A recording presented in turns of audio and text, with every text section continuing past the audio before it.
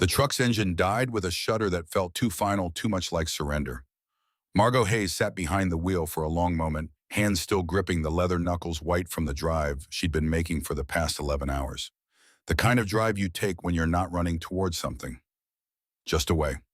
Through the windshield, Pine Ridge spread out like a postcard someone had left in the sun too long. Population 847, according to the sign she'd passed 2 miles back. The kind of town where people still waved at strangers and meant it, where the diner served coffee in chipped mugs and the mechanic knew your name by the second oil change. The kind of place where a woman could disappear without anyone asking why. Margot was 32 years old. Auburn hair pulled back tight enough to give her a headache she'd stopped noticing 3 states ago. Gray-blue eyes that had seen too much of what people did to each other when they thought no one was watching. She wore a field jacket the color of old moss flannel underneath in shades of gray that matched the sky cargo pants that had pockets for things she didn't carry anymore. FBI credentials. A sense of purpose. The belief that the system worked if you just followed it hard enough. She'd left all of that in a desk drawer in Minneapolis, along with the illusion that loyalty meant anything when money was involved. In the passenger seat, Ranger lifted her head. 5 years old sable coat that shifted from charcoal to copper, depending on the light amber eyes that held a kind of patient intelligence most humans never achieved. German Shepherd FB Bond trained specialized in explosives and contraband detection. Retired now, same as Margot. They'd both earned it the hard way. The dog's ears swiveled forward, reading the new environment with the focused attention of an animal who understood that details mattered. Who knew that the difference between safe and not safe often came down to one scent, one sound, one moment of hesitation. "We're here," Margot said. Not to the dog, really, just to the silence. Ranger's tail moved once against the seat, acknowledgement, not celebration. Margot stepped out into October air that tasted like wood smoke and coming snow. The town square sat quiet under an overcast sky. Hardware store, post office, a church with white clapboard siding, and a steeple that leaned slightly to the left. And across the street, a diner with a hand-painted sign that read, dots in letters the color of sunrise. She'd bought land here. Sight unseen, paid in cash from savings she'd been building for a retirement that was supposed to come in 20 years. 15 acres of nothing according to the listing. No structures, no utilities, just trees and quiet, and the kind of distance she needed between herself and the memories of what happened when you trusted the wrong person. The real estate agent had been smooth, professional, a man named Gideon Mercer who spoke in the calm, reasonable tones of someone selling peace of mind instead of property. "You'll love it," he'd said over the phone. "Peaceful, private, the kind of place where you can finally breathe." He'd been right about one thing. The air here was clean. Ranger dropped from the truck with the economical grace of a working dog. No wasted motion, no hesitation. She hit the ground and immediately began processing. Nose to the gravel, then up, reading the wind that carried scents Margot would never detect. Exhaust and fryer oil, and someone's wood stove burning aspen. The chemical signature of a town that still used leaded paint on its fences and antifreeze that should have been banned a decade ago. The dog's shoulders relaxed fractionally. Not dangerous, just new. "Come on," Margot said. They crossed the street together, handler and K9 moving in the synchronized rhythm of two beings who'd learned to read each other in situations where mistakes meant body bags. Margot's hand didn't touch her hip where her service weapon used to ride, but the absence pulled at her like a phantom limb.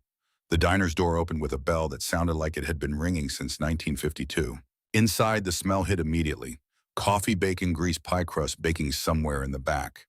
The kind of smell that wrapped around you and tried to convince you that the world was simpler than it actually was. 3 customers. An old man at the counter reading a newspaper that was folded to the obituaries. 2 women in a booth by the window, heads bent together over something on a phone screen. And behind the counter, a woman in her 60s with silver hair pulled into a bun and eyes that saw everything. "Sit anywhere you like, honey," the woman said. Her voice carried the particular warmth of someone who'd spent 40 years making strangers feel welcome and meant every word of it. Margot took a booth in the back corner. Tactical position, wall behind her a clear line of sight to both exits, windows on 2 sides. Old habits didn't die, they just relocated. Ranger settled at her feet, chin resting on paws, but her ears stayed active. Tracking conversations, footsteps, the rhythm of the kitchen. Never fully off duty. Margot understood that better than most people would. The woman from the counter appeared with a coffee pot and a menu. Up close, her name tag read Dorothy, but it had been crossed out in marker, and replaced with Dot. The writing looked old, faded from years of being washed. Just got in, Dot asked, already pouring coffee without being asked. About 5 minutes ago. Long drive from the look of you. Not a question. An observation delivered with the casual expertise of someone who'd been reading people since before Margot was born. Long enough, Dot's eyes flicked down to Ranger, then back up. Beautiful dog, trained FBI, retired. Something shifted in Dot's expression. Not suspicion exactly, more like recognition. The look of someone who understood that when people came to Pine Ridge, they were usually coming from something not to it. We don't get many federal agents, Dot said carefully. I'm not an agent anymore, just looking for quiet. Dot nodded slowly like she was tasting the truth of that statement and deciding whether to believe it. Well, you found it. Quiet's about the only thing we've got in abundance. She pulled an order pad from her apron. What can I get you? Whatever's good. Everything's good, honey. That's not helpful. The corner of Margot's mouth twitched. Almost a smile. Surprise me. Dot's eyebrows rose fractionally, then she turned and headed back toward the kitchen, calling out something that sounded like short stack eggs over bacon crisp, in a voice that carried authority. Margot sat with her coffee, watching the street through the window. The town moved at a pace that felt pharmaceutical. A truck rolled past doing maybe 20 miles an hour. A woman pushed a stroller across the crosswalk, taking her time not looking for traffic because there wasn't any to look for. The hardware store across the way had a display of rakes and leaf bags arranged with the kind of care usually reserved for art installations. This was what normal looked like. What life looked like when it wasn't being filtered through surveillance footage and witness statements in the cold arithmetic of how many lies it took to bury the truth. The door opened again. The bell rang. Margot's eyes tracked the movement, automatically cataloging without conscious thought. Man, 43, maybe 44, judging by the gray at his temples and the lines around his eyes. 6'1", lean in the way that came from functional strength rather than gym vanity. Dark hair cut military short, going silver at the sides. Gray-blue eyes that swept the room once fast, then settled. He wore an olive field jacket that had seen actual use elbows, worn thin pockets, sagging from years of carrying weight. Flannel underneath red and navy. Cargo pants in shades of brown and green that belonged in a forest, not a diner. Boots that had been resoled at least twice. And at his side, a German shepherd. Male older than Ranger. Brown and tan coat with a black saddle, so dark it absorbed light. The dog moved with the careful economy of an animal who'd learned that energy was a resource you didn't waste. The man's eyes found Margot's, held for 1 second, 2. The kind of look that recognized something familiar in another person's face. Not attraction, not threat, just the weary acknowledgement of shared experience. He chose a booth 3 down from hers. The dog settled beside him without being told, positioning himself with a clear view of the door. Tactical, trained. Dot appeared with Margot's food before she could process what she was seeing. Pancakes, eggs, bacon that crackled when she touched it with her fork. And on the edge of the plate, 2 sausage links. Wasn't sure if your partner there would want something, Dot said, nodding at Ranger. Margot looked down. Ranger's nose was working the air, processing the scent of the sausage with the thorough attention she'd once applied to suspicious packages. The dog's head tilted slightly to the left. One ear drooped, and then in a gesture so deliberate it bordered on theatrical, Ranger turned her head away. Complete rejection. Margot felt something unexpected rise in her chest, laughter maybe, or the memory of what laughter used to feel like. She's particular, Margot said. I can see that. Dot was grinning now, the kind of grin that said she'd been charmed despite herself. Smart girl. Those sausages are from a distributor out of Duluth. Been trying to get Hank to switch suppliers for 3 years. From the booth 3 down, a voice. Low economical. She knows quality when she smells it. The man wasn't looking at them. His attention was fixed on the menu, but his dog's ears had swiveled toward Ranger. Reading her the way she was reading him. Margot met his eyes across the distance. Yours looks like he's made the same assessment. Titan doesn't eat anything that doesn't meet his standards. Makes feeding him interesting. Titan, Margot repeated. The name fit. Ranger. A nod. Brief. Military FBI. You Navy. Past tense. The conversation ended there. Not because there was nothing more to say, but because they both understood that some questions didn't need asking. Why are you here became, why are you running, became what are you trying to forget? And those weren't first meeting questions. Those were third drink questions, or maybe 4th month questions, or maybe never questions at all. Margot ate in silence. The food was better than it had any right to be. The coffee was strong enough to strip paint, and Ranger stayed at her feet warm and solid and present in the way that only a dog could be. No judgment, no questions, no expectations beyond the next moment and the one after that. When she finished, Dot appeared with the check. Margot left cash, including a tip that made Dot's eyebrows rise. "You planning to stay in town?" Dot asked. "Bought some land north of here. 15 acres. Something flickered across Dot's face. Too fast to read, but it registered. The old Crow property. "I don't know what it used to be called. Just know it's mine now." Dot's hand tightened fractionally on the coffee pot. "Who sold it to you?" "Man named Gideon Mercer, development consultant." The temperature in the diner dropped 5 degrees. Margot felt it before she understood it. The shift in air pressure that happened when a room full of people all stopped talking at the same time. The old man at the counter folded his newspaper very carefully. The two women in the booth went silent, and in the booth 3 down, the man with the gray-blue eyes looked up. "Mercer sold you the Crow land," Dot said. "Not a question. Is that a problem?" Dot opened her mouth, closed it, opened it again. "Honey, I don't know what he told you about that property, but—" The door opened. The bell rang, and the man who walked in wore a smile like expensive cologne, subtle, pleasant, designed to make you lean in closer before you realized it was covering something. Gideon Mercer looked exactly like his voice had sounded over the phone. Mid-40s, fit in the way that came from tennis and personal trainers. Charcoal suit that probably cost more than Margot's truck hair, styled with product that caught the diner's fluorescent lights. He carried a leather portfolio under one arm and walked with the easy confidence of someone who'd never been told no and meant it. "Ms. Hayes," he said, spotting her immediately. His smile widened. "I thought I might find you here. Welcome to Pine Ridge." Margot stood slowly. Ranger rose with her, positioning herself between Margot and the new arrival. Not aggressive, just present. "Mr. Mercer?" "Please, Gideon." He extended a hand. Margot shook it. His grip was firm, practiced, calculated to convey trustworthiness. "I wanted to make sure you found the property all right. I know the directions can be a bit tricky once you get past County Road 7. "I haven't been there yet, just got into town." Of course, of course." He glanced around the diner like he was seeing it for the first time, even though Margot would bet money he'd been coming here for years. "Well, whenever you're ready, I'm happy to show you around. Make sure you know where the boundaries are, point out the best spots for a cabin, that sort of thing." At Margot's feet, Ranger's body language shifted, subtle, almost imperceptible unless you'd spent 5 years learning to read every twitch of muscle, every flicker of ear position. The dog's shoulders tightened, her weight shifted forward fractionally, and the growl that formed in her chest was so low Margot felt it through the floor before she heard it. Warning. Margot's hand dropped to Ranger's head. The contact was enough. The dog subsided, but she didn't relax. Her amber eyes stayed locked on Gideon with the focused intensity she usually reserved for suspicious packages. Gideon either didn't notice or pretended not to. "Beautiful animal," he said, trained to her yes. "I've always admired working dogs. Such loyalty." He pulled a business card from his portfolio and set it on the table. "My cell's on there. Call anytime if you need anything." "I mean that. Part of the service." He left before Margot could respond. The door closed behind him. The bell rang, and the diner stayed silent for a long moment after he was gone. Dot was the first to speak. "That dog of yours doesn't like him much." "She's particular," Margot said again. But the word felt different this time. Heavier. From the booth 3 down, the man with Titan stood. He walked over, and up close, Margot could see the lines around his eyes.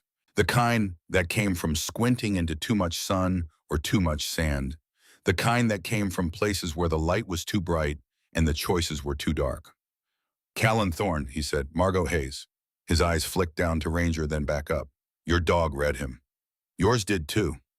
At their feet, both German shepherds sat perfectly still, amber eyes and dark eyes, both tracking the street where Gideon's car had pulled away. Two animals who'd never met arriving at the same conclusion through independent channels. "Dogs don't lie." Callan's jaw tightened. "I've been in town 2 weeks. Came here for the same reason I'm guessing you did. Needed quiet." "And it's quiet," he paused, "until it isn't." Margot waited. 3 years ago," Callan said, "a man named Silas Crow lived on the land you just bought. Pastor at the church across the street. Good man from what I've heard. Cared about this town, cared about the people in it." He stopped, choosing his words carefully. "He went hiking one morning, never came back. The air in the diner felt too thin. They find a body. Search went on for 2 weeks. Nothing. Sheriff ruled it misadventure. Case closed. But you don't think so? Callan's expression didn't change, but something behind his eyes shifted. I think your dog just told you everything you need to know about Gideon Mercer. And I think Titan's been telling me the same thing since the day I met the man. Question is whether we're going to listen. Before Margot could answer, her phone buzzed. Text message from an unknown number. Keys are in the lockbox by the gate. Code is 4739. Enjoy your new home. GM. She showed Callan the screen. He read it, then looked at her. You going out there today? That was the plan. Mind if Titan and I tag along? I've been meaning to check out that area. See what the trails are like. It wasn't a request for permission. It was an offer of backup. The kind you made when you'd spent enough time in places where going alone meant not coming back. Margot looked down at Ranger. The dog looked back at her with eyes that held no doubt, no fear, just the steady certainty that wherever Margot went, she went too. All right, Margot said. Let's see what I bought. The road north out of Pine Ridge turned from asphalt to gravel after 2 miles, then from gravel to dirt after another 3. Trees closed in on both sides, pine and birch and aspen already starting to turn gold at the edges. The sky overhead had gone the color of old zinc, heavy with weather that hadn't decided whether to fall as rain or snow. Margot's truck led. Callan's followed in a pickup that looked military surplus, all hard angles and function over form. Both vehicles moved slowly, navigating ruts that could swallow a tire if you weren't careful. In the passenger seat, Ranger sat with her nose pressed to the window, reading the forest with the focused attention of a dog who understood that terrain mattered, that knowing the landscape meant knowing where danger could hide, where escape routes existed, where the line between safe and not safe got drawn in the dirt. The GPS on Margot's phone showed the property boundary approaching. Another quarter-mile. The road narrowed, even further branches scraping against the truck's sides like fingernails on metal. And then Ranger's entire body went rigid. Not the alert position she used for explosives, not the focused intensity she showed for contraband. This was different, older. The kind of reaction that came from somewhere deeper than training down in the part of the brain that still remembered when survival meant reading signs the modern world had forgotten how to see. The dog's ears pinned, flat. Her lips pulled back fractionally, not a snarl, just exposure. And the sound that came from her chest wasn't a growl. It was lower, more fundamental. The kind of sound that said, stop, in a language that didn't need translation. Margot hit the brakes. The truck slid slightly in the loose dirt, then caught. Behind her, Callan's vehicle stopped too. Margot looked at Ranger. What is it? The dog's amber eyes were locked on something ahead, past the bend in the road, where the trees grew so thick the light barely penetrated. Her body language screamed wrongness so loudly Margot could almost hear it. A knock on the driver's side window. Callan standing in the dirt with Titan at his side. Margot rolled down the window. Your dog's reading something, Callan said. So's yours. And it was true. Titan stood with his head lowered, hackles raised along his spine, every muscle coiled tight. The two dogs had never worked together, had never trained together, had probably never even been in the same room before today. But they were synchronized perfectly. Same stance, same focus, same absolute certainty that something ahead was wrong. We can turn around, Callan said, but his voice carried no conviction. Margot opened the door and stepped out. The October air hit her face cold enough to make her eyes water.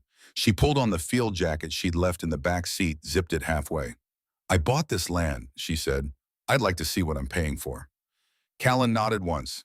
He didn't argue, didn't try to talk her out of it. Just reached into his truck and pulled out a heavy-duty flashlight, the kind that doubled as a weapon if you needed it to. They walked. Margot and Ranger in front, Callan and Titan slightly behind and to the left. Standard formation, the kind you used when you didn't know what you were walking into, but knew it probably wasn't friendly.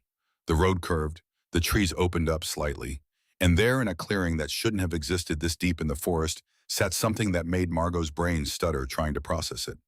A rail car. Not a piece of one. Not wreckage. A complete intact logging rail car from maybe the 1930s, painted in faded reds and yellows that had been dulled by decades of weather. It sat at an angle partially sunken into the earth like something that had been dropped from a great height and left to settle. Rust bloomed across the metal in patterns that looked almost organic. Vines had claimed the undercarriage, and the door hung open, darkness inside. That's not on any satellite image, Callan said quietly. Margot pulled out her phone. No signal. Of course not. They were too far from town, too deep in the trees. But she'd downloaded offline maps before leaving Minneapolis, the kind that showed property lines and geological surveys and historical landmarks. There was nothing on the map where the railcar sat. Just forest. Empty, uninterrupted forest. Ranger moved forward slowly, nose working the air around the railcar with systematic precision. Titan mirrored her from the other side. Both dogs processed the scene with the careful attention of animals who knew that carelessness killed. Neither dog alerted for explosives. Neither showed signs of detecting contraband. But they also didn't relax. Their body language stayed locked in the gray zone between caution and alarm. Margot approached the open door. Up close, she could see that the railcar was older than she'd thought. The riveting pattern, the style of the hinges all pointed to construction from the early 20th century. This thing had been here longer than the trees growing around it. She pulled her flashlight from her jacket and clicked it on. The beam cut through the darkness inside the railcar, illuminating metal walls eaten through with rust. A floor covered in dirt and dead leaves and things that had probably been alive when they wandered in and weren't anymore. And on the far wall, bolted into place with hardware that looked newer than everything else, a metal lockbox. Margot stepped inside. The floor creaked under her weight but held. Ranger followed immediately, positioning herself between Margot and the door. Guard position. The lockbox was industrial-grade weatherproof, the kind designed to survive conditions that would destroy everything else.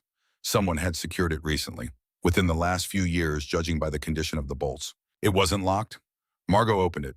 Inside, preserved in plastic sheeting that had kept moisture out, she found documents. Environmental reports, soil samples, photographs, all of it organized with the meticulous care of someone who understood that evidence had to be preserved or it meant nothing. She pulled out the first report. The header read Northern Minnesota Environmental Assessment, dated 3 years ago.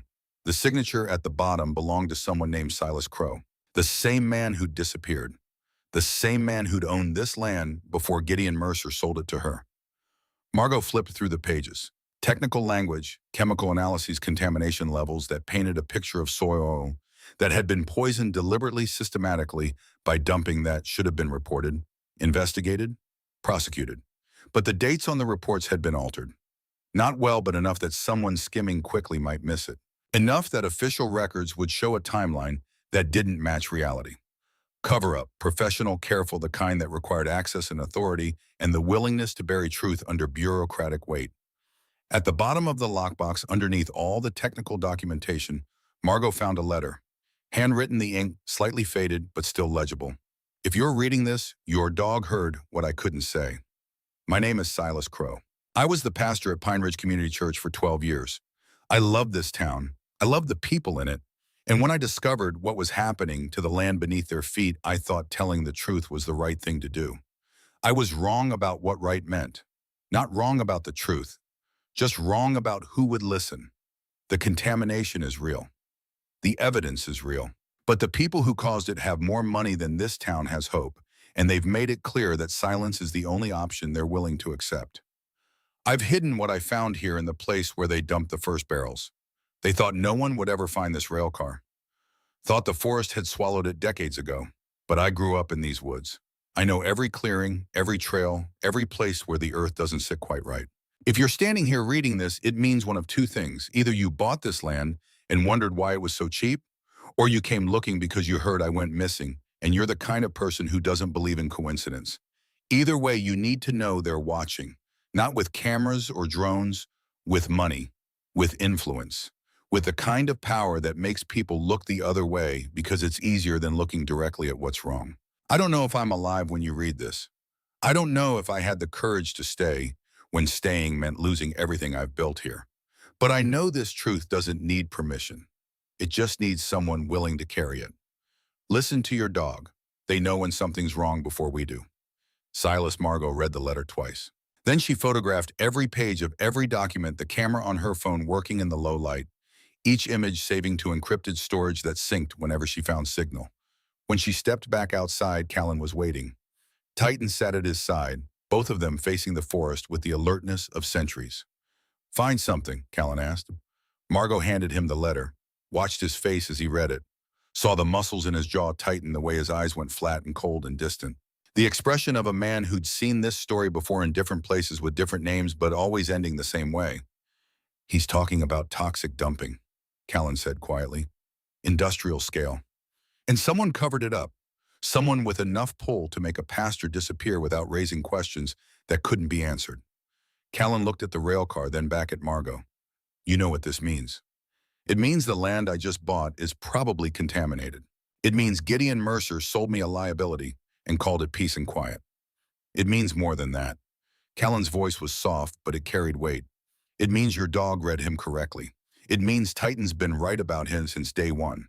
And it means if we start asking questions, we become the next problem that needs solving. At their feet, Ranger and Titan stood perfectly still. Two dogs who'd never met before today, positioned like bookends. Alert, focused, united in the certainty that the humans they'd bonded to were standing at the edge of something dangerous. Margot looked at the letter in Callan's hand, at the rail car that shouldn't exist, at the forest that had hidden both for years. I came here to disappear, she said. So did I. Disappearing means not asking questions. Usually. Margot met his eyes, saw the same calculation happening behind them that was happening in her own mind. The math of risk versus responsibility. The weight of walking away versus staying. The knowledge that once you knew something unknowing, it wasn't possible. Your dog refuses to leave, Callan said. It wasn't a question. Margot looked down. Ranger sat at the edge of the clearing, amber eyes fixed on the rail car with an intensity that bordered on obsessive.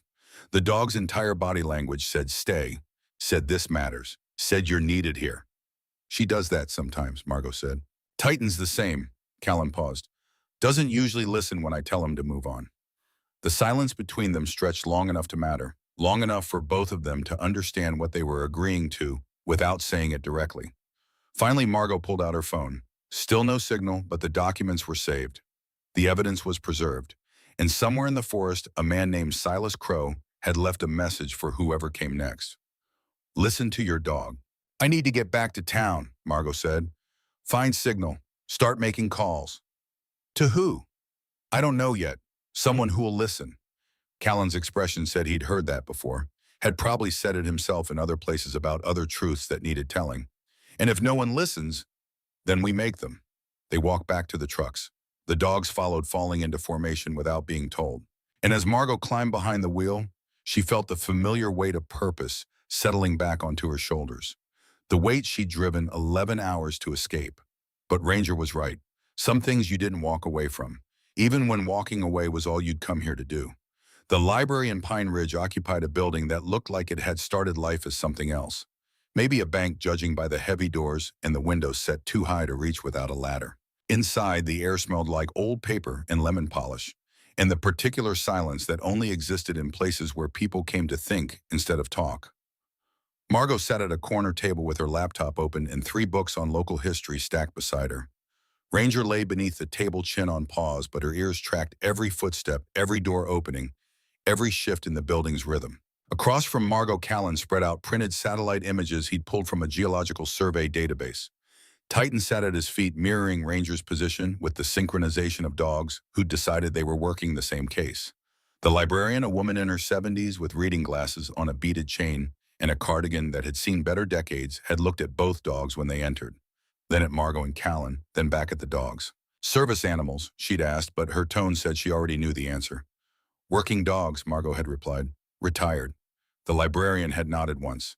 Long as they don't bark at the college students. They're jumpy enough as it is. Now, 2 hours into research that was painting an uglier picture with every document they found, Margot understood why Silas Crow had hidden his evidence in a rail car instead of filing it through proper channels. The proper channels had been compromised from the start. She pulled up another environmental report, this one from 5 years ago. Routine soil testing, the kind the county commissioned every decade to track agricultural viability. The results showed contamination levels that should have triggered immediate investigation. Heavy metals, industrial solvents, compounds that had no business being in forest soil. But the report had been filed, noted, and quietly archived. No follow-up, no enforcement action, just bureaucratic acceptance of poison in the ground. Look at the signature, Callan said, pointing to the bottom of the page. Margot leaned closer. The approving official was someone named Douglas Werner, listed as County Environmental Coordinator. She pulled up the county website, navigated to the staff directory. Douglas Werner had retired 2 years ago, moved to Arizona. The new coordinator was someone younger, probably cleaner, definitely not in office when the decisions were made to bury the evidence instead of the contamination. Dead end, Margot said. Not completely. Callan tapped another section of the report. This was countersigned by the development consultant on record for the industrial permits in that zone. Margot didn't need to look. She already knew what name would be there. Gideon Mercer. The door to the library opened. Both dogs' heads came up simultaneously, ears forward, bodies tensing with the coordinated precision of an early warning system. A woman entered, late 30s, wearing jeans and a fleece jacket with Pine Ridge Elementary embroidered on the breast. Dark blonde hair pulled back in a practical ponytail, sharp eyes that had learned to read a room before entering it. She carried a stack of books that looked like they'd been checked out by someone who couldn't decide between fantasy and true crime. Emma Lassiter, the fourth-grade teacher Margot had heard about from conversations overheard at the diner. The woman who'd lived in Pine Ridge her entire life and knew everyone's business without being gossipy about it. Emma saw Margot and Callan at the corner table and hesitated. Just for a second, just long enough for Margot to notice. Then she crossed to the returns desk, set down her books, and started to leave. "Excuse me," Margot said. Emma stopped, turned. Her expression was carefully neutral, but her eyes were sharp. "Yes, you're local." A pause. "I teach fourth grade at the elementary school. Have for 8 years. Margot pulled out a chair. "I'm Margot Hayes. This is Callan Thorne. We're new in town trying to understand some of the history here. Mind if I ask you a few questions?" Emma looked at the chair, then at the ones, then at the satellite images spread across the table. Whatever she saw in that combination made her decision. She sat. "Emma Lassiter," she said. "What kind of history are you asking about?" Callan pushed one of the environmental reports across the table. "The kind that involves Pastor Silas Crow and the land north of town." Emma's face went very still. Not blank. Still. The way water goes still before it freezes. "You knew him," Margot said, not a question. "Everyone knew Silas. This is a small town." Emma's voice was steady, but her hands had folded together on the table, fingers interlaced tight enough to show white at the knuckles. "He was a good man, cared about people, cared about this place." "What happened to him?" "He went hiking. Didn't come back. Search and rescue looked for 2 weeks. Nothing." The words came out practiced, like she'd said them enough times to smooth the rough edges. "Sheriff ruled it misadventure, case closed." "But you don't think so?" Emma looked at Margot for a long moment. Some kind of assessment happening behind her eyes. Some calculation about risk and trust and whether honesty was worth the cost. Finally, she leaned forward. Her voice dropped low enough that the librarian at the front desk couldn't hear. 3 weeks before Silas disappeared, he came to the school, asked if I'd keep copies of some documents for him. Said he didn't trust leaving them at the church, didn't trust his office, didn't trust anywhere that people knew to look. She stopped. I asked him why. He said because he'd found something that powerful people wanted to stay buried and he needed insurance. "Did you keep the documents?" "For 2 weeks. Then he came back, said he'd found a better place, took them all." Emma's jaw tightened. 4 days later, he was gone.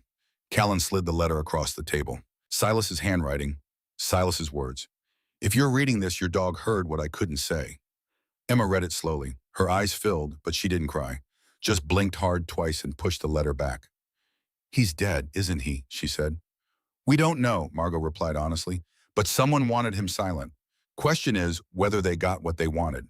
Emma looked at the environmental reports, at the satellite images, at the evidence, scattered across the table like pieces of a puzzle that was starting to show its picture. "You're going to ask questions." "Already started." "Then you should know something." Emma pulled out her phone, scrolled through photos, found one, and turned the screen toward them. This was taken 6 months before Silas disappeared. Church picnic.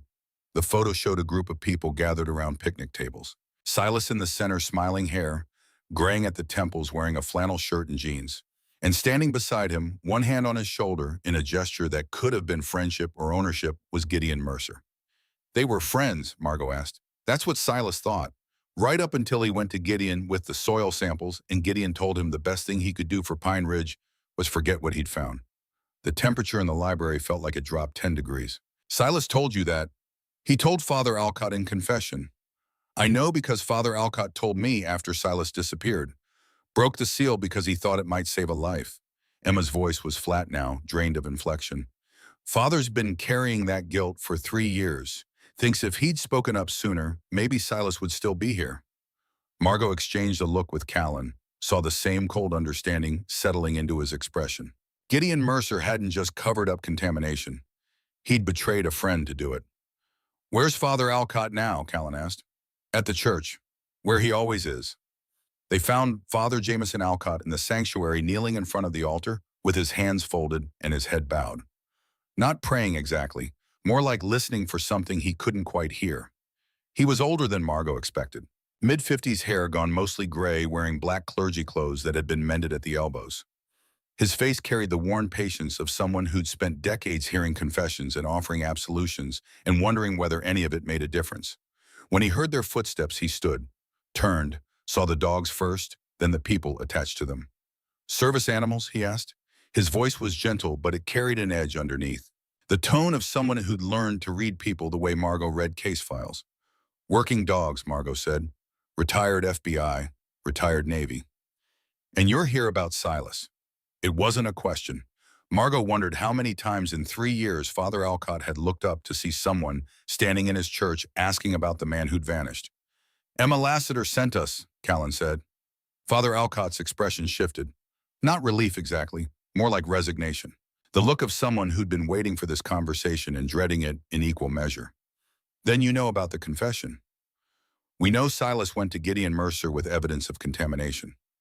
We know Gideon told him to stay quiet." "He told him more than that." Father Alcott walked to the front pew and sat heavily. "He told him that if the truth came out, the town would die. That the company responsible employed 140 people from Pine Ridge and the surrounding county. That shutting them down meant unemployment, poverty, families leaving, schools closing. He made it sound like mercy, like choosing silence was choosing to save lives." Margot sat in the pew across from him. Ranger settled at her feet, and Titan took position beside Callan. Both dogs were calm but watchful, reading the space the way they'd been trained to read everything. "And Silas didn't believe him," Margot said. "Silas believed in truth. He believed that poison in the ground was poison regardless of how many jobs it created. He believed that lying to protect the present just created a worse future." Father Alcott's hands were shaking slightly. "He came to confession 3 days before he disappeared. Said he'd hidden the evidence somewhere safe. Said if anything happened to him, someone would find it eventually." "Did he say where?" "No, just that it was in a place that made sense if you understood what had been done. The rail car, hidden in the clearing where the first barrels had been dumped. A monument to the crime it documented." "What do you think happened to him?" Callan asked. Father Alcott looked at the altar, at the cross hanging above it, at the stained glass windows that turned afternoon light into colors that didn't exist in nature. "I think he made a choice between his safety and his conscience, and I think he knew what that choice would cost him." The door at the back of the church opened. Footsteps confident and measured crossing the stone floor with the easy rhythm of someone who belonged here. Gideon Mercer stopped halfway down the aisle when he saw them. His smile was already in place, perfect and practiced. "Ms. Hayes, Mr. Thorne," he said pleasantly. "I didn't expect to find you here. Settling in all right." Ranger's reaction was immediate. No growl this time, just a rigid stillness that spoke louder than sound. Titan mirrored at her from Callan's side, both dogs locked in the same silent judgment they'd rendered at the diner. Gideon's smile didn't waver, but something flickered behind his eyes. Awareness. Calculation. The brief recognition that he was being measured by something he couldn't manipulate. "Your dogs don't seem to like me much," he said lightly. "They're particular," Margot replied. "So I see." He turned his attention to Father Alcott. "Father, I was hoping to catch you. The development committee is meeting Thursday to discuss the new community center proposal. I wanted to make sure the church was represented." Father Alcott stood slowly. "I'll be there, Gideon." "Excellent." Gideon pulled out his phone, made a show of checking the time. "I won't keep you. Just wanted to extend the invitation." He looked back at Margot and Callan. "If you two need anything, anything at all, don't hesitate to reach out. That's what I'm here for." He left the same way he'd entered. Confident, unhurried, leaving behind the faint scent of expensive cologne and something else.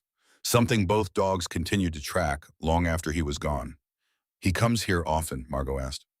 "Once a week," Father Alcott said quietly.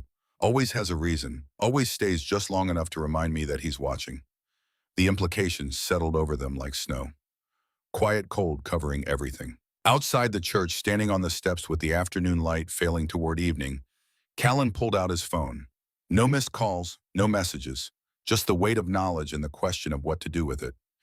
"We could leave," he said, not a suggestion, just stating the option. "We could," Margot agreed. They both knew they wouldn't. The radio in Margot's truck crackled to life.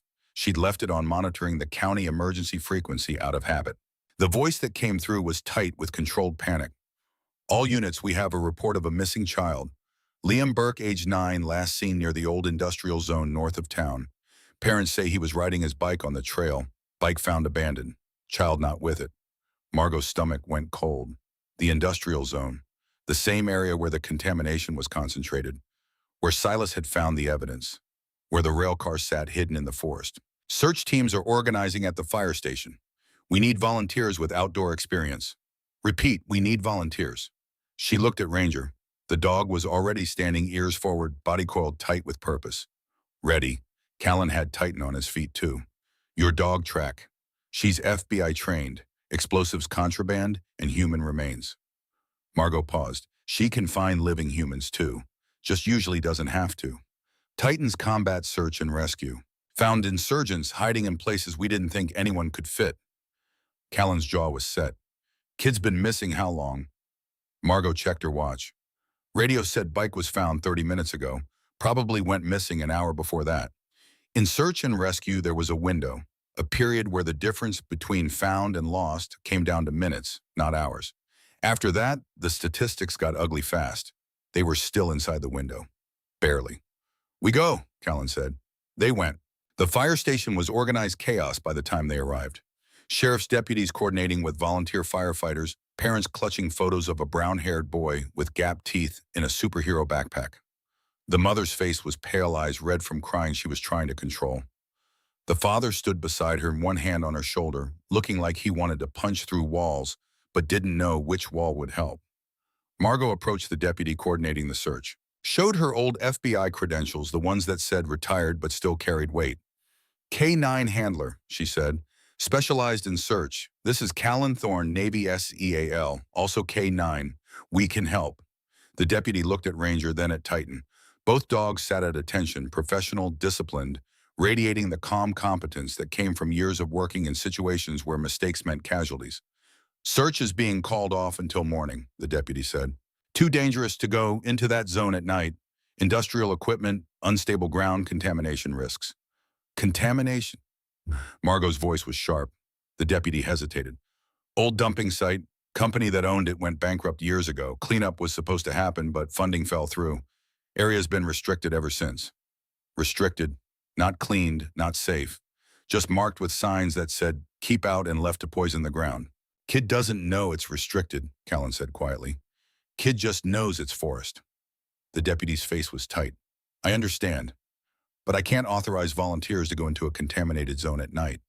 Liability safety protocols. I'm not asking for authorization. Margot's voice was flat. I'm telling you we're going. You can coordinate with us or not. Your choice. The deputy opened her mouth, closed it, looked at the parents who were watching the conversation with desperate hope. If you find him, the deputy said finally, call it in immediately. Don't try to extract on your own. We'll have medical standing by. Margot nodded once, turned to the parents. I need something with his scent, shirt jacket, anything he wore recently. The mother pulled a hoodie from her bag, small blue with a cartoon character Margot didn't recognize. It smelled like laundry detergent and kid sweat and fear. Perfect. Margot knelt beside Ranger. Let the dog scent the hoodie thoroughly. Ranger's nose worked the fabric with systematic precision, cataloging every molecule, building a scent profile that would cut through forest and rain and time. Beside them, Callan did the same with Titan. Both dogs locked on. Ready. Fine, Margot said. They found the bike first, small red lying on its side in the dirt near the trailhead. Training wheels still attached, which meant the kid was young enough to need them, brave enough to ride this far anyway. Ranger's nose hit the ground immediately, picking up the scent trail where the boy had abandoned the bike and gone into the forest. Titan worked parallel 20 feet to the right, covering more ground, doubling their chances. The trail led deeper, away from the main path into terrain that got rougher with every 100 yards. Trees grew closer together. Undergrowth thickened, and beneath it all, the smell of earth that wasn't quite right. Soil that carried the chemical signature of things that shouldn't be there. Contamination. Real, present, invisible. Margot's flashlight cut through the growing darkness, illuminating broken branches, disturbed leaves, the small footprints of a child who'd wandered farther than intended and didn't know how to get back. Ranger moved with purpose, nose down, tail straight out behind her. The posture of a dog locked on target. Every few yards, she'd pause, verify the scent, correct course slightly. Never losing it, never hesitating. 30 minutes in the forest opened into a small clearing, and there, sitting against a fallen log, with his arms wrapped around his knees and tears streaming down his face, was Liam Burke. He looked up when the flashlights found him, saw two adults and two large dogs emerging from the darkness. His face crumpled between relief and fresh terror. "It's okay," Margot said, keeping her voice soft. "We're here to help. Your parents sent us." Liam's breath came in hitching sobs. "I got lost. I tried to find the trail, but everything looked the same, and I heard noises, and I couldn't." "You did great," Kellen said, kneeling down to the boy's level. "You stayed in one place. That's exactly what you're supposed to do. Smart kid." Ranger approached slowly, letting Liam see her coming. The dog's entire demeanor shifted. Not the disciplined K9 anymore. Something softer. She lowered her head, touched her nose to Liam's hand, and sat beside him, close enough to be warm, close enough to be comfort. Liam's hand buried itself in Ranger's fur. He held on like she was the only solid thing in a world that had gone liquid and uncertain. Margot keyed her radio. "This is Hayes. We have the child. He's safe. Coordinates are..." She rattled off their position using the GPS on her phone. The response came back immediately. Relief instructions, the promise of medical support meeting them at the trailhead. Callan checked Liam over quickly. No injuries, no signs of exposure beyond cold and fear. Just a kid who'd gotten in over his head and been terrified, alone in the dark. "Can you walk?" Callan asked. Liam nodded, stood on shaky legs. Ranger stood with him, staying close, letting the boy keep one hand on her back. They walked out together, slowly, carefully following the same trail they'd used to come in. Titan-led Ranger stayed beside Liam and Margot, and Callan bracketed them both. At the trailhead, Liam's parents were waiting. The mother saw her son and made a sound that wasn't quite a sob, wasn't quite a scream, just pure relief given voice. Liam ran to them. The parents collapsed around him, holding tight, saying his name over and over like a prayer. The mother looked up at Margot through tears. "Thank you, thank you." "I don't know how to..." "Your son's brave," Margot said, "and smart. He did everything right." The father shook Callan's hand, then Margot's, then knelt to run his hands over both dogs. "Thank you," he said to Ranger. "Thank you," he said to Titan. Neither dog responded. They just stood there accepting gratitude with the patience of animals who understood that human emotion required space to exist. As the ambulance pulled away with Liam and his parents, the deputy approached Margot and Callan. "That was good work." "That was lucky timing," Margot replied. "Whatever it was, you brought him back." The deputy paused. "About that contaminated zone, you should know there's been talk of reopening it for development. Some company wants to build an industrial park, bring in jobs, revitalize the economy." Margot's blood went cold. "Who's the company?" "Not sure. Goes through a development consultant. Guy named Mercer." Of course it did. They drove back to town in silence. Both trucks, both dogs, both humans processing what they'd found and what it meant. At the church, Margot pulled over. Callan stopped behind her. She got out, walked to his window. "The contaminated zone where we found Liam. That's the same area Silas documented." "I know. Gideon wants to develop it. Put buildings on poisoned ground. Put people in those buildings." "I know," Callan said again. His voice was flat. "We have to stop him." "I know." He looked at her through the open window. "But knowing and proving are different things. And proving without ending up like Silas is harder still." Margot looked back at her truck where Ranger sat in the passenger seat, amber eyes watching. Patient. Waiting. "My dog refuses to leave," she said quietly. "Mine too." It wasn't a decision. Not really. The decision had been made the moment Ranger sat down in the clearing and wouldn't get in the truck. The moment both dogs read Gideon Mercer and arrived at the same conclusion. Sometimes you didn't choose to stay. Sometimes staying chose you. "Tomorrow," Margot said, "we start excavating the dump site, get soil samples that can't be disputed, evidence that holds up in court." Callan nodded. "And if Gideon notices, let him notice. Let him wonder what we're doing. Let him make mistakes. People who make mistakes tend to get desperate. Desperate people do ugly things. Then we make sure we see them coming." She walked back to her truck. Ranger's tail thumped once against the seat when Margot climbed in. Approval. Or maybe just acknowledgement. With dogs, sometimes it was hard to tell the difference. The last thing Margot saw as she pulled away was Callan in his rearview mirror, Titan's dark shape beside him, both of them outlined in the glow of streetlights that made the night look softer than it was. Tomorrow they'd dig up truth. Tonight they'd earn the right to rest. But rest didn't come easy. And in the darkness, somewhere between sleep and waking, Margot heard Silas Crow's words again. Listen to your dog. They know when something's wrong before we do. Ranger knew. Titan knew.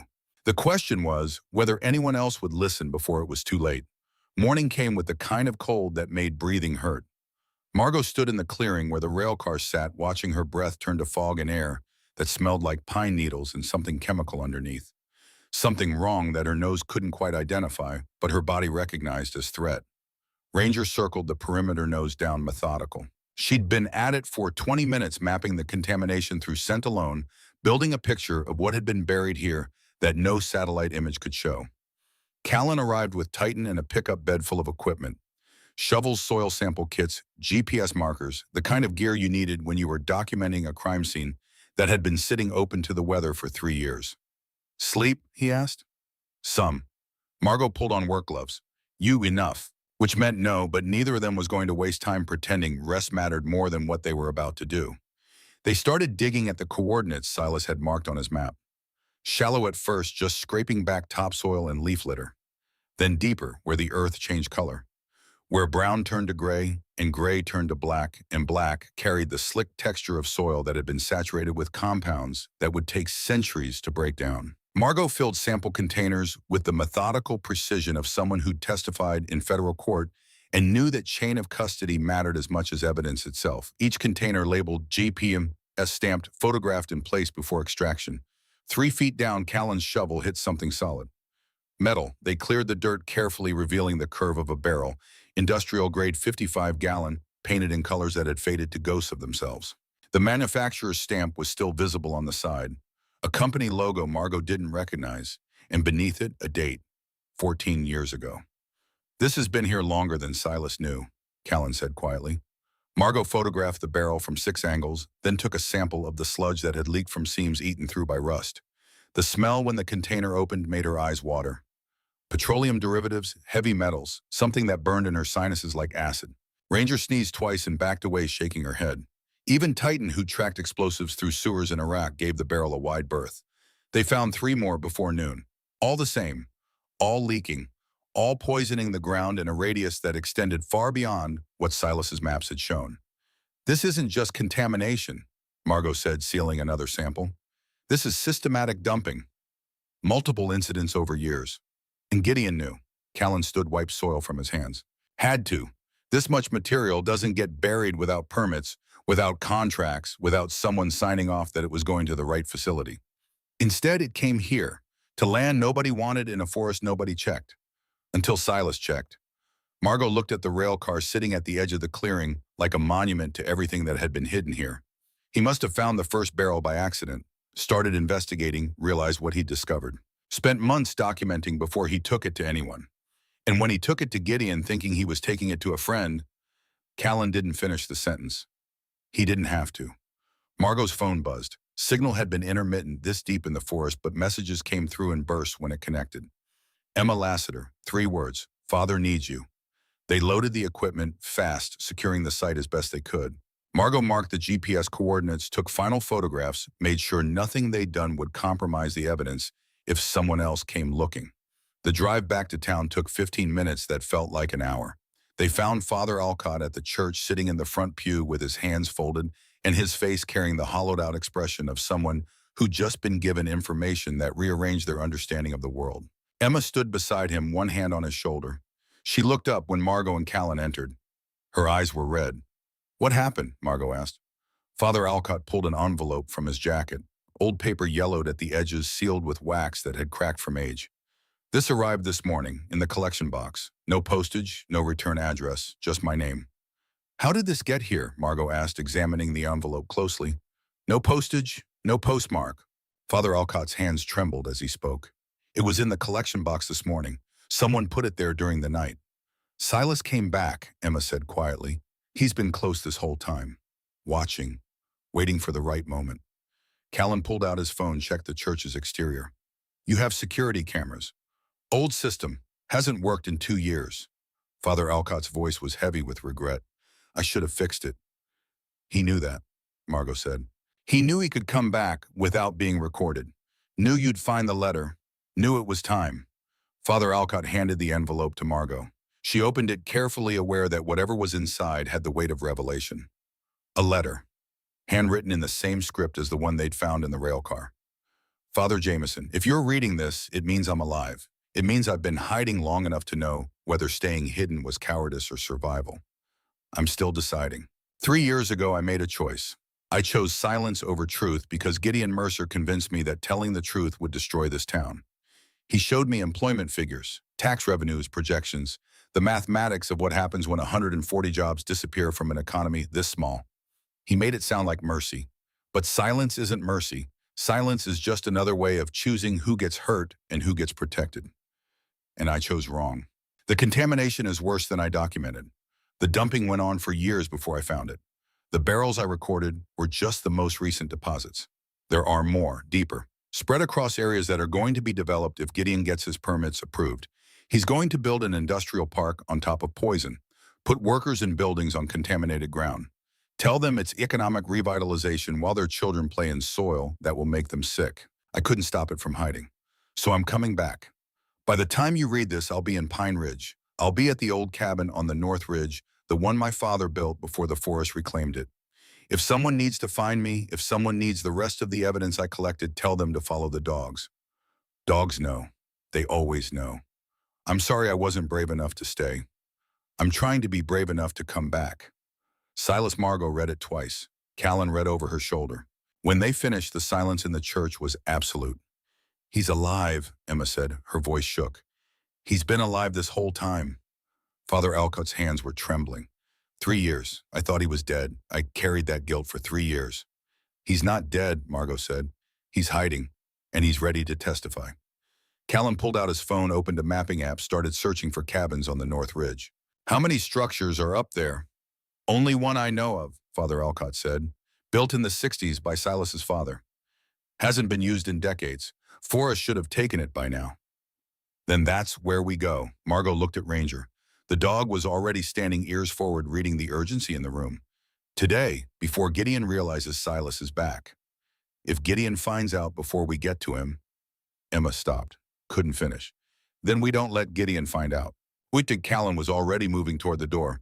We get Silas, we get his evidence, and we take all of it to someone who can't be bought. Who? Father Alcott's voice was sharp. County officials are compromised. State level is too far removed to care. Who exactly is going to listen? Margot thought of her old contacts in the FBI.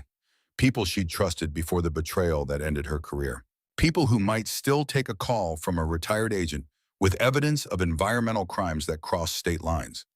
I know someone, she said, but I need Silas alive to make the case. They left the church moving fast. Emma stayed with Father Alcott, both of them already making calls, activating whatever network of trust still existed in a town where trust had been weaponized against itself.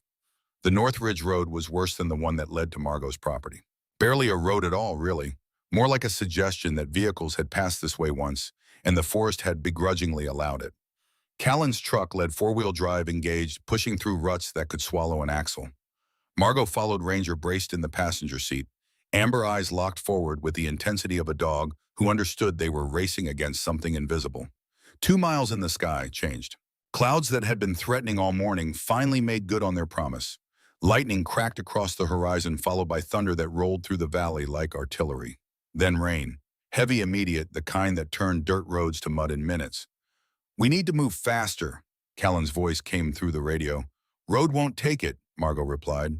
We push too hard, we get stuck. Another flash of lightning, closer this time. Close enough that Margot counted 3 seconds before the thunder hit. And then Ranger started barking. Not the controlled, alert bark she used for explosives. Not the measured warning bark for threats.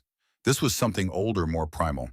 The bark of a dog who'd scented something that overrode training and discipline and went straight to instinct. Fire. Margot looked through the windshield and saw smoke rising above the tree line. Gray at first, then black, then orange, as flames found something that wanted to burn. Callan, she said into the radio. North Ridge, fire. I see it. His voice was tight. Has to be the lightning strike. Except lightning didn't strike in patterns. Lightning didn't start fires that spread in lines designed to cut off access roads and burn towards specific targets. This wasn't natural. This was arson. Margot hit the accelerator. The truck, fishtailed and mud-caught, surged forward.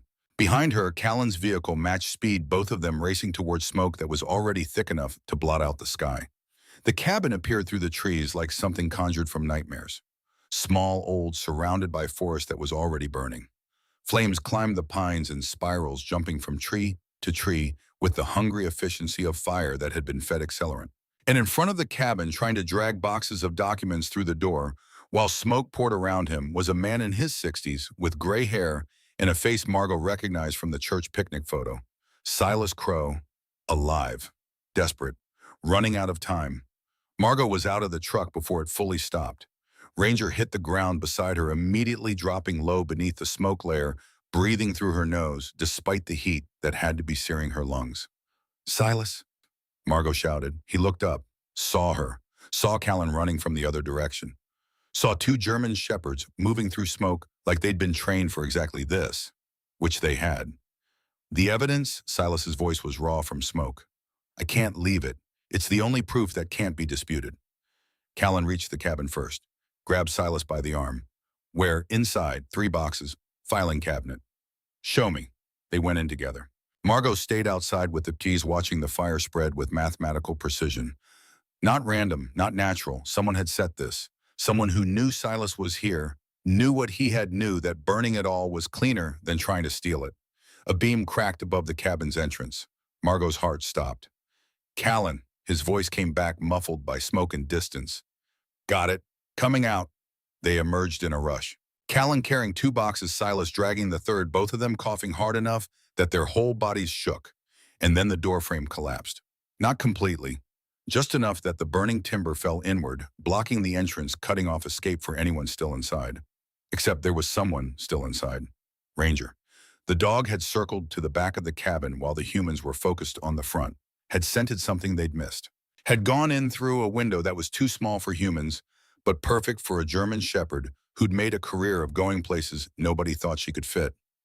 Margot's blood turned to ice. Ranger, a bark from inside. Not panicked, purposeful. The bark that meant, "I found something." Margot ran to the back window. Through smoke thick enough to choke on, she saw Ranger dragging something across the floor. Not boxes, something heavier. Something that didn't want to move. Another person. "There's someone else in there!" Margot screamed. Callan dropped the boxes and ran.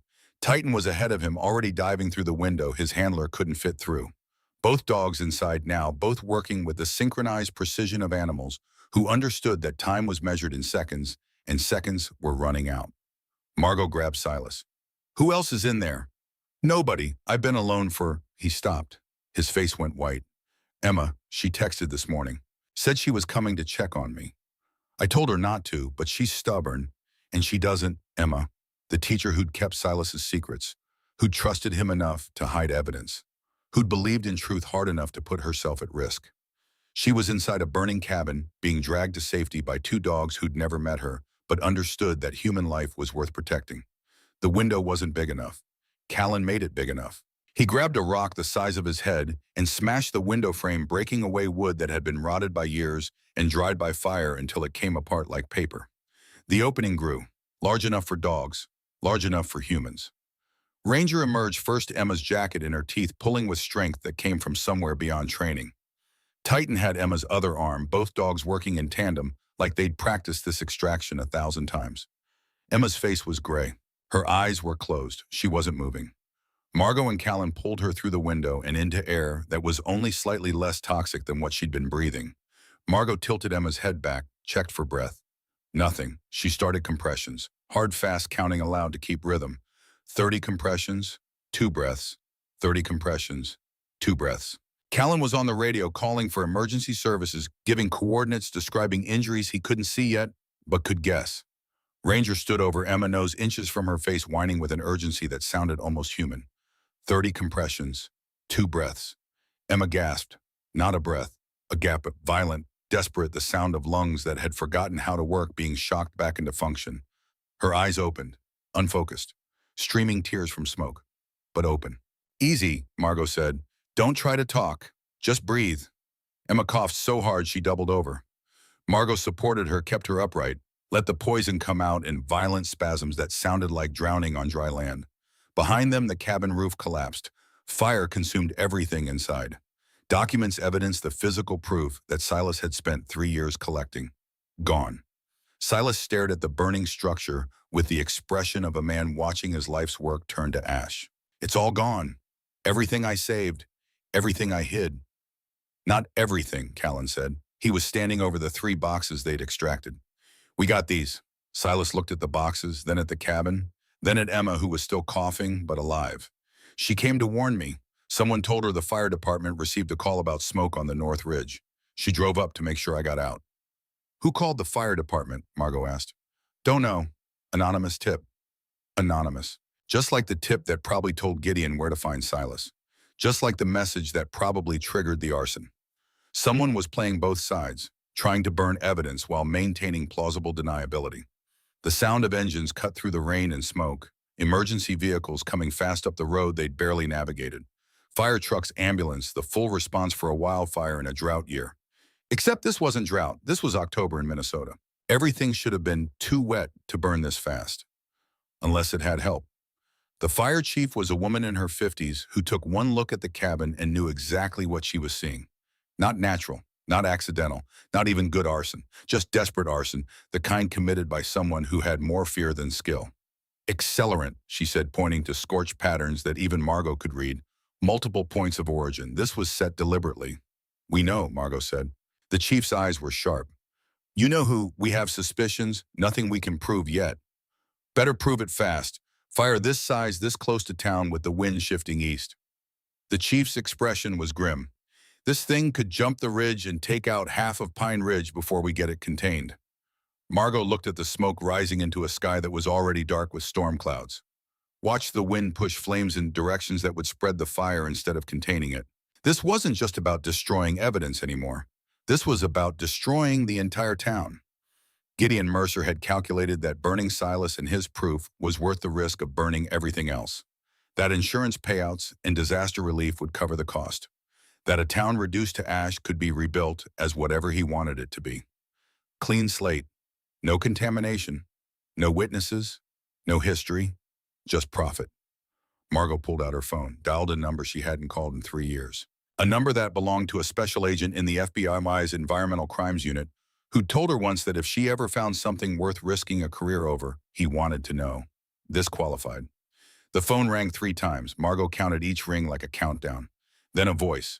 Male familiar carrying the particular weariness of someone who'd spent too many years cleaning up other people's messes. Hayes, didn't expect to hear from you. Marcus, I need a favor. Last time you needed a favor, it ended with a senator's chief of staff in federal custody. What are we talking about this time? Environmental crimes, illegal dumping, arson, conspiracy, and about 3 hours before a wildfire destroys the evidence. A pause, then the sound of Marcus standing up from whatever desk he'd been sitting at. Send me coordinates. I'm calling in the team. Margot rattled off GPS data while watching the fire spread. Every second mattered. Every minute was ground lost to flames that didn't care about justice or truth or the people trying to protect both. How solid is your evidence? Marcus asked. Soil samples, photographs, witness testimony from a man who's been hiding for 3 years because he was afraid of being disappeared. Afraid of who? Development consultant named Gideon Mercer. Connected, respected, smart enough to make murder look like misadventure. And you're sure he's behind the arson? Margot looked at Ranger. The dog sat at attention, smoke-stained and exhausted, still watching the tree line for threats. Then at Titan doing the same from Callan's side. 2 dogs who'd read Gideon Mercer the first time they met him. Who'd warned their handlers through body language that didn't lie. I'm sure, Margot said. Then I'll see you in 3 hours. Keep your witnesses alive until then. The line went dead. Margot looked at Callan, who was helping Emma into the ambulance despite her protest that she could walk. Looked at Silas, who was protecting the 3 boxes of evidence like they were his children. Looked at the fire spreading across the ridge with the inexorable hunger of something that had been set loose and wouldn't stop until it consumed everything in its path. 3 hours. They just had to survive 3 hours. The fire jumped the ridge at hour 2. Margot saw it happen from the evacuation center the town had set up in the elementary school gym. One moment the flames were contained on the north side. The next embers were landing in dry brush a quarter-mile east, igniting spot fires that multiplied faster than crews could suppress them. The wind was pushing everything toward Pine Ridge, toward the church, toward Dot's Diner, toward 847 people who'd built their lives in a place they thought was safe. Emergency services were evacuating the outer neighborhoods. Cars streamed toward the highway in lines that moved too slow. Parents clutched children. Elderly residents clutched photographs. Everyone clutched whatever they decided mattered most in the 10 minutes they'd been given to pack. Gideon Mercer stood at the edge of the evacuation center, talking on his phone with the calm professionalism of someone managing a crisis. To anyone watching, he looked like a concerned citizen coordinating relief efforts. But Margot watched his eyes, watched the way they tracked the fire's progress, watched the calculations happening behind them. He was measuring, assessing, deciding how much had to burn before the problem was solved. Ranger growled low in her chest, so low Margot felt it more than heard it. Callan appeared beside her, Titan at his side. FB, en route. 40 minutes out. Fire will be in town in 20. Margot looked at the smoke obscuring the sky, at the orange glow visible even through daylight, at the ash falling like snow. We need to stop it, she said. Can't stop a wildfire. Can stop what started it? Margot turned to face Callan fully. Gideon set this. He's the only one with motive, the only one who knew where Silas was, the only one who benefits from all of this burning. Knowing and proving. I know, Margot's voice was sharp. But if this town burns while we're waiting for proof, there won't be anything left worth protecting. Callan's expression was unreadable. What are you suggesting? I'm suggesting we ask Gideon some questions. See how he responds when he knows we're not going away. And if he runs, then we let the dogs tell us which way to chase him. They found Gideon in the parking lot, still on his phone, still projecting calm. He looked up when Margot and Callan approached with both German shepherds flanking them. His smile was automatic, perfect, meaningless. Ms. Hayes, Mr. Thorne, terrible situation. I've been coordinating with the county to make sure. Where were you between 10 and 11 this morning? Margot's voice cut through his pleasantries like a blade. Gideon's smile didn't waver, but his eyes sharpened. I'm sorry. This morning, the fire on the North Ridge started at approximately 10:40. Arson. Multiple points of origin. Where were you? I was at my office. Why? Anyone verify that? Now the smile faltered, just slightly, just enough to show that Margot's questions weren't the ones he'd been expecting. My assistant can confirm my schedule. Why are you asking? Because a fire started on the North Ridge. Multiple points of origin. Accelerant detected. Arson. That's terrible, but I don't see what that has to do with... Silas Crow was at that cabin. Margot watched Gideon's face carefully. Watched for the micro-expression that would give him away. He survived. So did his evidence. There, a flicker in Gideon's eyes. Not surprise. Recognition. The look of someone who'd been told something they already knew but had hoped to keep hidden. He'd known Silas was there, had known what he was protecting, had known exactly where to send someone to burn it all. Silas is alive. Gideon's voice carried perfect notes of shock and relief. That's wonderful news. We all thought, he's alive, Callan said quietly, and ready to testify. About what? About contamination you helped cover up, about dumping you authorized, about the conversation where you told him to stay silent or watch the town die. Gideon's expression went very still. The smile disappeared, entirely replaced by something harder, colder. The face of a man who'd run out of patience for pretending. You don't know what you're talking about, he said. You're new here. You don't understand how this town works, how fragile the economy is, how many people depend on jobs that wouldn't exist if every environmental regulation was enforced to the letter. So you broke the law, Margot said. I protected livelihoods. There's a difference. Not in a courtroom. Gideon stepped closer, not threatening, just close enough to make the space between them feel compressed, intimate, the distance where quiet words carried more weight than shouted ones. You found contaminated soil, he said softly. Congratulations. You found barrels that were dumped by a company that went bankrupt a decade ago. You found evidence of crimes committed by people who are dead or beyond prosecution. What exactly do you think you're going to accomplish? Justice, Callan said. Gideon laughed, actually laughed. Justice. You want to bring justice to a town that's about to burn. You want to prosecute crimes from 10 years ago while 800 people lose their homes today. He shook his head. I'm trying to save this place. You're trying to destroy it over something that can't be fixed. The dogs didn't need to growl anymore. Their verdict had been delivered twice already. Now they simply sat, amber eyes and dark eyes, both fixed on Gideon, with the patient certainty of animals who'd been proven right and were waiting for the humans to catch up. Gideon noticed. His eyes flicked to Ranger, then to Titan. Your dogs really don't like me. They're excellent judges of character, Margot said. Something dark flashed across Gideon's face. Then maybe you should wonder what that says about you, about what you're willing to sacrifice to be right. He walked away before Margot could respond. Back toward the evacuation center, back toward his phone and his coordination and his performance of caring. Callan watched him go. He's going to run. I know. We follow him, we find where he's going, what he's trying to hide. I know, Margot said again. They split up. Callan in his truck, Margot in hers, both following Gideon's car as it pulled out of the evacuation center and headed not toward the highway, not toward safety, but back toward town, back toward the contaminated zone, back toward evidence he hadn't managed to destroy yet. The road was empty. Everyone else was evacuating. Only 3 vehicles moving against the flow. Gideon's luxury sedan in front, Callan's truck behind Margot's, bringing up the rear with Ranger sitting tense in the passenger seat. They drove through smoke that was getting thicker, through ash that fell like snow, through air that tasted like burning and chemicals and the particular bitterness of things that shouldn't burn, but were. Gideon's car turned off the main road, down a service path that led to the industrial zone, to the place where Liam Burke had gotten lost, where barrels were buried, where the ground was poison, where Gideon had probably been planning to build his industrial park on top of contamination he'd helped hide. The car stopped. Gideon got out. Margot and Callan stopped 30 yards back, engines running, watching.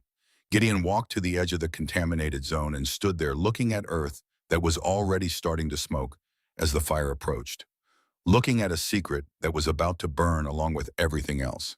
Then he pulled out his phone and made a call. Margot couldn't hear what he said, but she saw his body language change, saw tension turn to panic, saw whatever conversation he was having turn into an argument he was losing. He ended the call, stood there for a long moment, then walked back to his car, got in, and drove away. Not toward town, not toward the highway, just away, running. We follow him. Callan's voice came through the radio. Margot looked at Ranger. The dog was staring at the contaminated zone nose, working the air, body trembling with the effort of staying still when everything in her wanted to move. No, Margot said. We let him run. FBI will find him. And if they don't, then he spends the rest of his life looking over his shoulder, wondering when the truth catches up. But Ranger wasn't looking at where Gideon had gone. She was looking at the forest, at the smoke, at something that made her whine high and urgent, the sound of a dog who'd found something that humans couldn't see yet, but needed to know about. Margot followed her gaze and saw flames, not in the distance anymore. Here, now, moving through the industrial zone with terrifying speed, consuming brush that had been dried by chemicals leaching from buried barrels. The contaminated zone was burning, and when contaminated soil burned, it released everything it had been holding. Every chemical, every toxin, every poison that had been safely buried was about to become airborne, about to become a cloud that would drift over Pine Ridge and poison everyone in its path. Margot grabbed the radio. Callan, the zone's burning. We need to evacuate the town now to... Fire department. Fire department can't stop this. It's chemical. It's going to spread toxins through smoke. Anyone breathing this is going to get sick. She didn't wait for a response. Just hit the accelerator, turned the truck around and drove toward town with Ranger braced beside her and fear clawing at her chest. They had minutes, maybe less. The evacuation center was chaos when they arrived. Margot ran inside, found the fire chief, grabbed her by the arm. The industrial zone is burning, contaminated soil, chemical smoke. You need to get everyone out, not toward the highway, away from the smoke plume. The chief's face went white. She understood immediately. Understood what chemical smoke meant, what breathing it meant. How long? Wind's pushing east, 15 minutes before it reaches town. The chief started shouting orders. Deputies moved, teachers moved, everyone who could help started loading people into vehicles and buses and anything with wheels. Margot found Silas. He was still protecting his 3 boxes, still looking like a man who'd lost everything and gained nothing. We need to go, Margot said. The evidence is safe. You're safe. That's what matters. Emma was beside him, still coughing but mobile. Father Alcott helped her stand, supported her weight. They loaded into vehicles. Margot's truck. Callan's a school bus driven by Dot with a determination that said she'd driven through worse and wasn't about to let smoke stop her now. The convoy left Pine Ridge heading south, away from the smoke, away from the fire, away from everything people had built and were now leaving behind. Margot watched the town disappear in her rearview mirror, watched smoke obscure the church steeple, watched flames touch the edge of town and start consuming structures that had stood for 100 years. Beside her, Ranger whined softly. Margot put a hand on her head. I know, I know.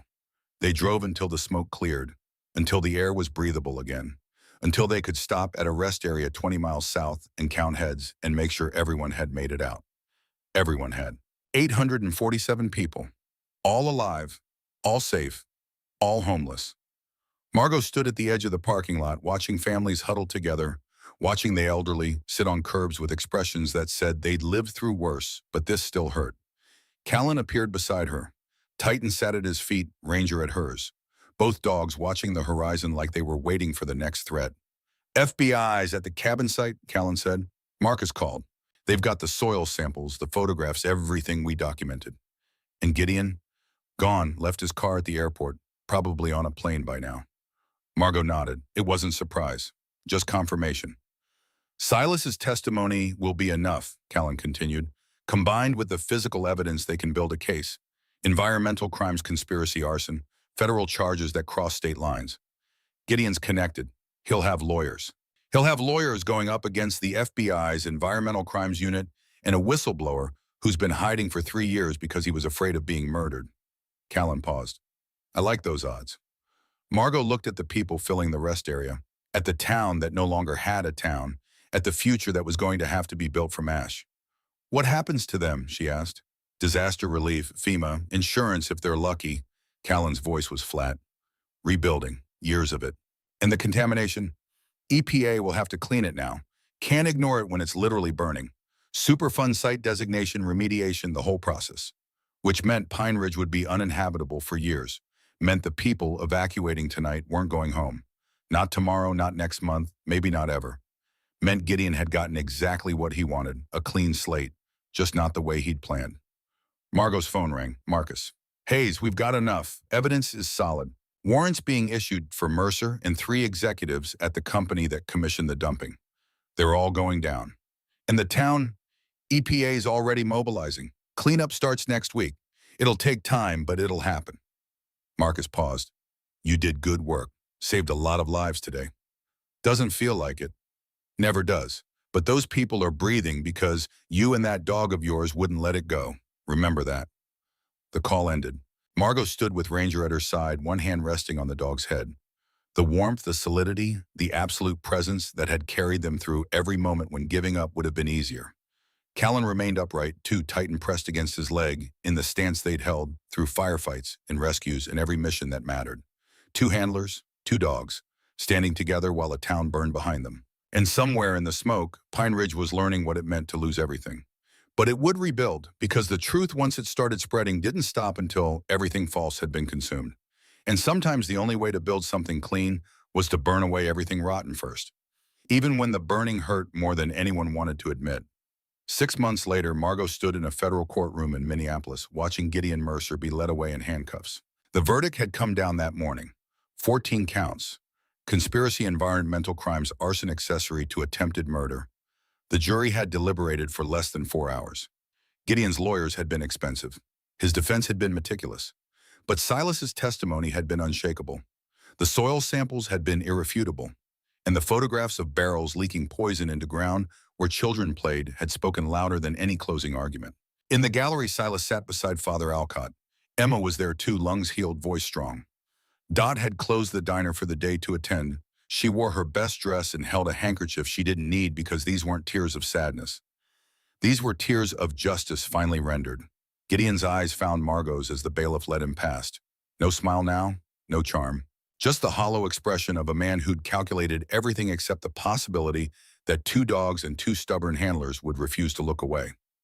Ms. Hayes, he said quietly. Just those 2 words. Margot didn't respond, didn't need to. Ranger sat at her feet, calm and patient, amber eyes tracking Gideon the way she'd tracked him from the first moment they met. The dog had known. She'd always known.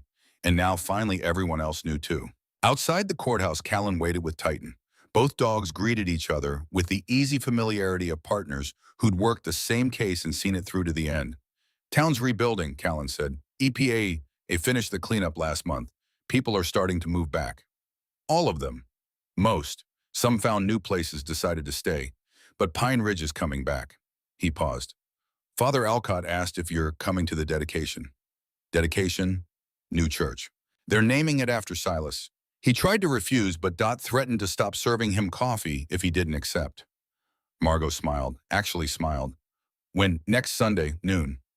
She looked down at Ranger. The dog looked back with eyes that held no opinion about churches or dedications or any of it. Just the steady certainty that wherever Margot went, she went too. We'll be there, Margot said. The new Pine Ridge Community Church stood on higher ground, away from the contaminated zone that was now a fenced Superfund site with warning signs and soil that would take another decade to fully remediate. The building was smaller than the old one, simpler. But the brass plaque above the door read the same words that had hung over the entrance Father Alcott had lost to fire. This door stays open. And beneath it a new addition, a dedication. In memory of courage, in honor of truth. For Silas Crow, who chose both. Margot stood in the back pew with Ranger at her feet. Callan sat beside her, tight and settled in the aisle. Both dogs wore their tactical harnesses, not because they were working, but because Father Alcott had insisted they be recognized for what they were. Heroes who'd never asked for the title. Silas stood at the pulpit, older grayer carrying the weight of 3 years in hiding and 6 months of testimony and the particular exhaustion that came from telling the truth until everyone finally believed it. We gather in a building raised from ash, he said. His voice was stronger than Margot expected, clearer. We gather as a town that was broken and chose to heal. We gather because silence failed and truth prevailed, and sometimes the hardest thing we can do is exactly what we must. Emma sat in the front row with her 4th grade class. 30 students who'd lost their school to fire and learned their lessons in temporary buildings, while Pine Ridge rebuilt itself one foundation at a time. Dot was there wearing the same dress she'd worn to the trial. Father Alcott sat beside her looking at the new church with the expression of a man who'd lost everything and found something better in its place. And in the parking lot outside, 2 trucks sat side by side, Margot's and Callan's, both still carrying equipment in the beds. Both still ready for whatever came next. Because this wasn't the end. This was just the pause between missions. After the service, Margot walked to the old contaminated zone with Ranger. Stood at the fence looking at earth that was finally being cleaned. Slowly, expensively, but cleaned. Callan appeared beside her. EPA says another 8 years. Then in 8 years, this'll be forest again. In the town, Margot looked back toward Pine Ridge, at buildings rising from ash. At people who'd chosen to come back instead of starting over somewhere easier. The town already is, she said. Ranger's tail thumped once against her leg. Titan's did the same against Callan's. 2 dogs who'd known the truth before anyone else had the courage to look for it. 2 handlers who'd learned to listen. And a town that had been saved not by heroes who arrived with answers, but by ordinary people who'd refused to accept lies. Margot pulled out her phone. A text from Marcus at the FBI. Got another case. Minnesota/Wisconsin border. Missing persons, possible environmental connection. Interested. She showed Callan the screen. He read it, looked at Titan. The dog looked back with dark eyes that said what they always said. Ready. Margot typed her response. We're in. Because some things you didn't walk away from. Some fights you kept fighting. Some truths you kept telling. Even when the telling cost everything you had, especially then.